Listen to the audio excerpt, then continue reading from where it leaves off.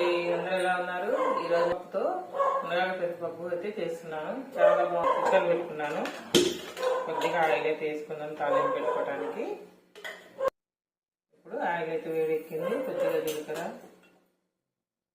ఆవాలు అయితే వేసుకున్నాం. ఇప్పుడు మనకు జీలకర్ర ఆవాలు తిరగటం కదా, ఎండుమిర్చి అయితే కట్ చేసి వేసాను.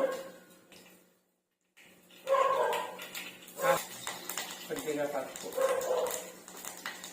ఇప్పుడు లేతటి మునగాకు ముందుగానే శుభ్రంగా కడిగి నానబెట్టుకున్న పెసరపప్పు అయితే వేసుకున్నా. ఇప్పుడు పప్పు అయితే చక్కగా మగ్గిపోయింది కదా, కారం కూడా సరిపోతుంది నేను వేసిన పప్పు. ఇప్పుడైతే ఒక గ్లాస్ వాటర్ అయితే